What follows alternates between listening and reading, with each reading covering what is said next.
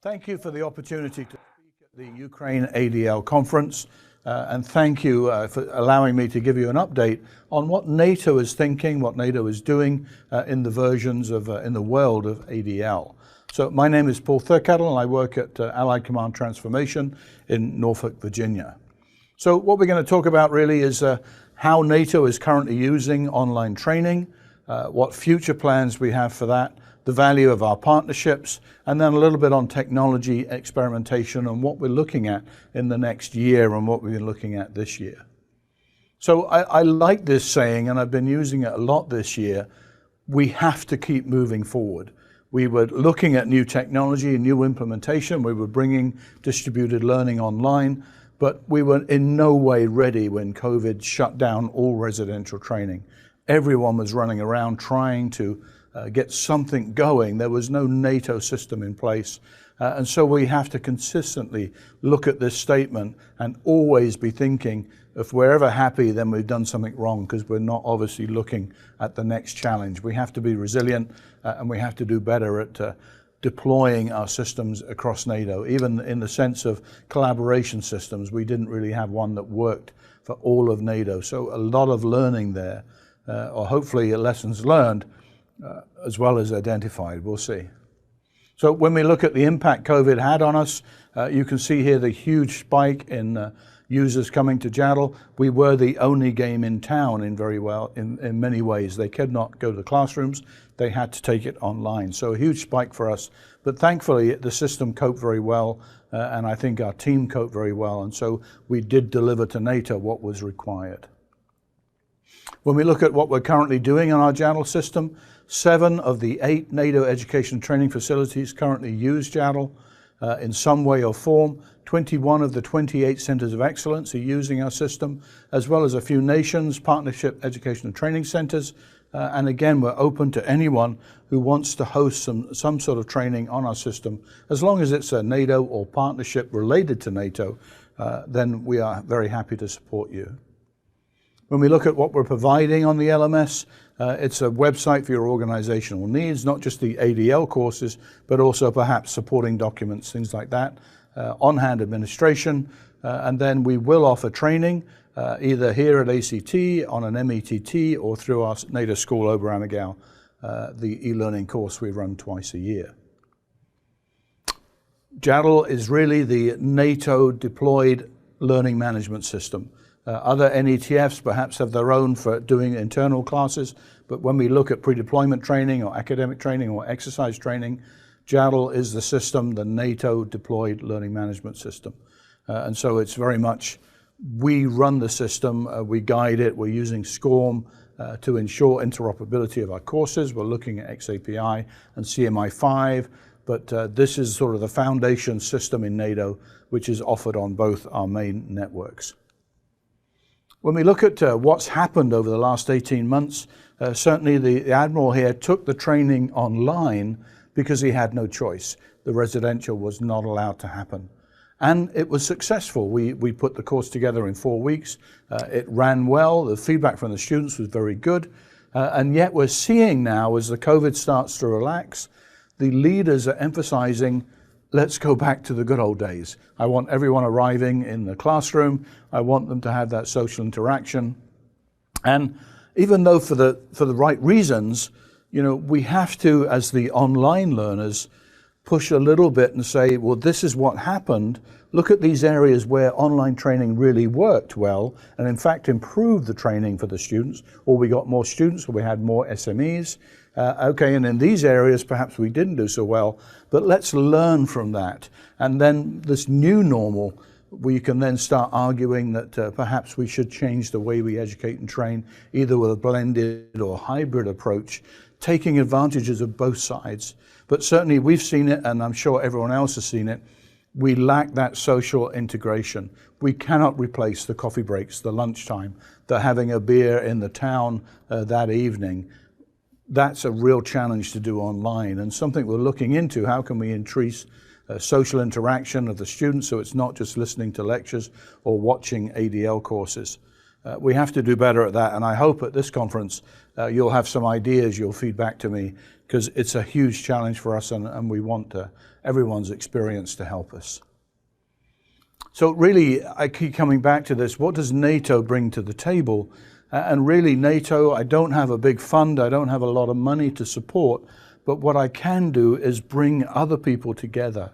I'm a great person to organize the party, if you will. I invite people in, we sit down, and I say, oh, this nation's doing this nation wants to do this, perhaps you two can talk and share ideas. So this ACT, along with the DEEP program and our other partners, this relationship is so important, because we learn so much from each other. We're not reinventing the wheel. We're sharing ideas, we're sharing experiences, and where possible, we're even sharing products. So when we look at this sort of Venn diagram of the main partnerships in our area, we have ourselves, we have the US ADL partnership, which is bringing nations together at the academic and development stage. We have the Nordefco ADL of those nations working in a similar mindset. We have the PFPC ADL working to bring new nations into expanding their capabilities. The Radley Group with the same venture, and then the NATO Training Group again, looking at both academic and residential, both online and residential training, as well as the policies and doctrine behind education and training. So all of these communities together with the overlaps is all driving forward our changes in the way we do better. And so it's so important, and I can't emphasize that enough, that by sharing ideas and working together, we can all learn and grow together. So let's talk about some of our future plans. Certainly within the JADL system, currently built on Ilias. As I mentioned, during COVID, we did not have an approved collaboration tool. So we need that built into our learning management system. So a student and instructor can push a button and bang, they instantly have some sort of collaboration tool going. It looks like WebEx will be the program we're going to implement, as that seems to be the NATO approved one. So that's our working position, and hopefully that will be in very quickly. We're moving to the new Ilias version 7 as fast as we can. It brings in LRS and XAPI support, which is part of our future.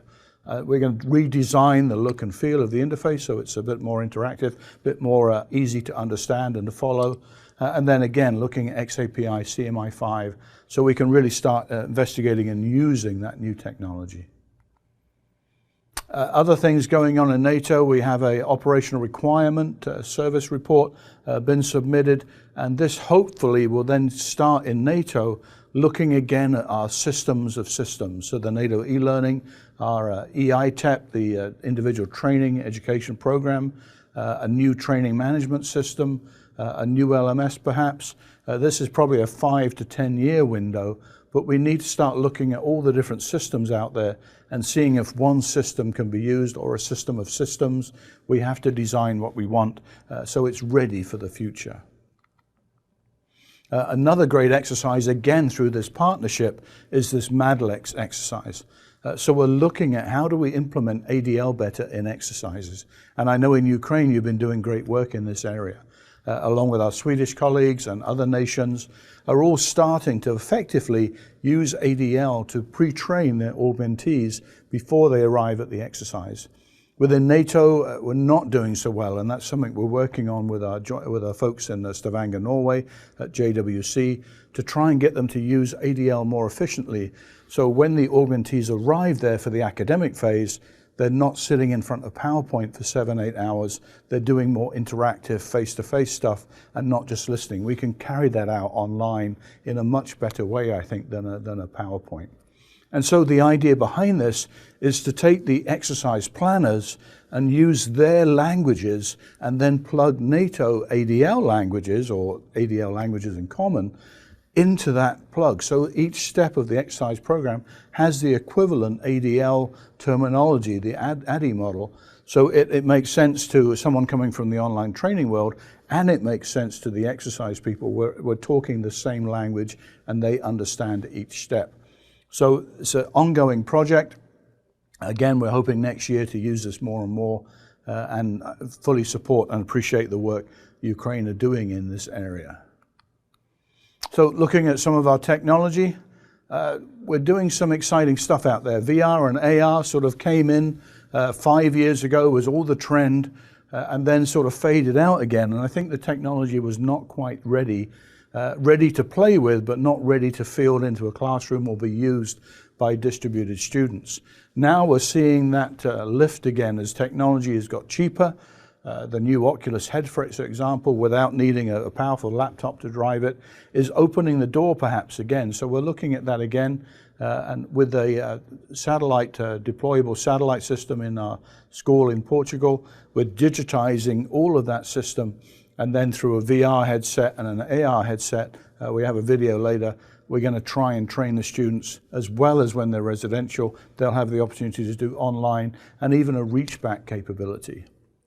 Our Nina, our mobile, just-in-time sort of micro-learning app is in development. Again, a video on that one. And then over on the right, our virtual speaker, which we have a video as well. So let's actually jump into those videos. Why not? Dear ambassadors, dear Assistant to Secretary General, Generals, Admirals, ladies and gentlemen. Welcome to ACT's French Warfare Development and sacked. Innovation He Display. had a change of command and he wanted to demonstrate this technology. So we recorded him in the green screen, and then at the change of command ceremony, we actually had him welcoming the delegates, welcoming the ambassadors and key NATO personnel into the room where all different ACT activities were going on. Now, obviously, this is not the way I intended it, but it was a good demonstration of how we can beam someone in to an event.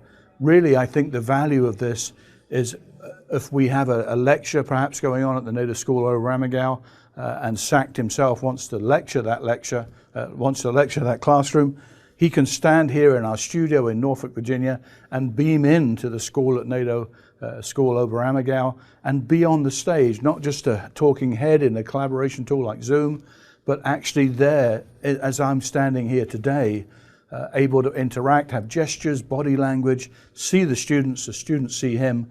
We think it's a great way forward, and I'm excited as we bring this through the trials to start using it in anger, actually giving live lectures and demonstrations.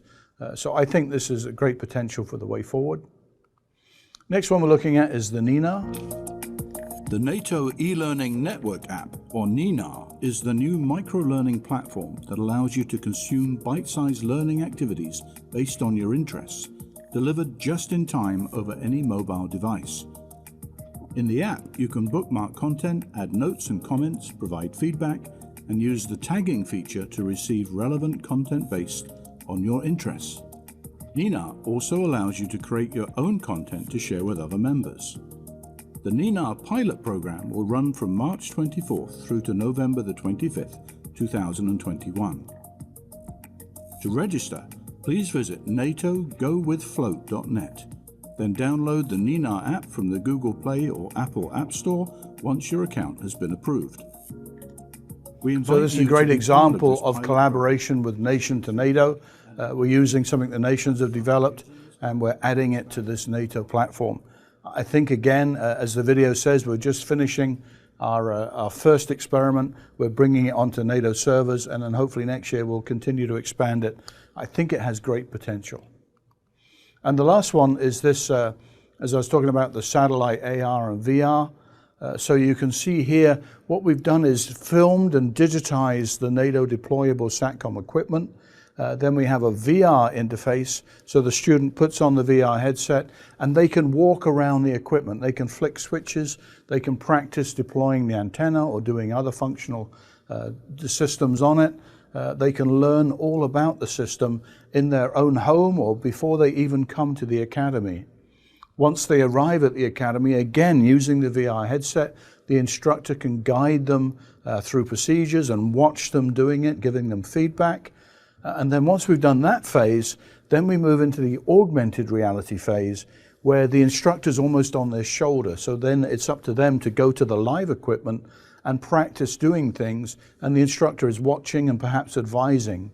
And then the final stage of this one, the most exciting phase, is when they deploy into operational theater. Then if there's a problem with the equipment, again, they can put on the AR headset and call back to an expert back in somewhere, and they can again sit on their shoulder and just advise them on how to fix things or how to work it better. So I think it's got great potential. We're running this with live students next spring, and I'm excited to see this to progress. Once again, we're trying to bring in VR and AR, and so far we haven't really been successful in deploying it. Perhaps this time we've got it right and it will really work. We'll see what happens. So something else that's coming up a lot is definitions. So we have our NATO directives, but 3 of those are sort of covered in there, but hybrid learning is the new one on the block. So we have to, as NATO, define what that means to us so we all talk the same language. Talking to my colonels and other branch heads, everyone had a different opinion of what they all meant. And we need to clarify that so everyone talks the same language, particularly in NATO. It's so important we're not confusing, so everyone knows what it means, each of these statements. So we'll shortly be publishing a white paper on what these mean, what they mean to NATO, and then some guidelines on how we're implementing, how we're doing these. Again, not to tell anyone how to do anything, but to share our knowledge and wisdom. Perhaps others can take advantage of that. And then we're sort of looking to the future again. We're very excited about this ecosystem of learning. So how do we go from the old ways where a student, the factory model, if you will, we run 10 courses a year of 20 students, and here are the dates, and you have to go through the factory, you ask for it, you go to the date, you do the course, you go home, and perhaps a year later you actually go to whatever you were trained on, and you've forgotten how to do it. How can we start restructuring NATO to be almost on demand by the student? So that will take phenomenal changes in our thinking as well as our practical delivery. But we've got to start it somewhere. And this sort of idea, this slide here, sort of talks about how do we start that? And desire to change from our leadership is one of the key factors. Technology will catch up and can do it, but if we don't have the will to change, we won't change. So something we're starting to push now is rethinking the whole way we do that. And we have some great tools helping us along the way. We have the NATO Training Group ADL Handbook in constant development. We're just adding a new chapter on exercises. We have the STANAG, which dictates what standards we can use for interoperability in the online world. And we're looking at that now to bring in CMI5. And then, of course, we have the modernizing learning from Say Schatz and JJ Wolcott. Say has talked about this before to your group, and it really is a sort of guidebook for us and for all of us, I think, into what to consider. And even through our friends in the deep, we have a Ukrainian version of this book. So I do urge you to download that book and watch it and, or read it, sorry, and start thinking about all the aspects it mentions. How can I perform our training better for my nation, for my academy, or for NATO? So thank you very much for your attention. Sorry I can't be there in person. I hope this gave you some idea of what's going on in NATO.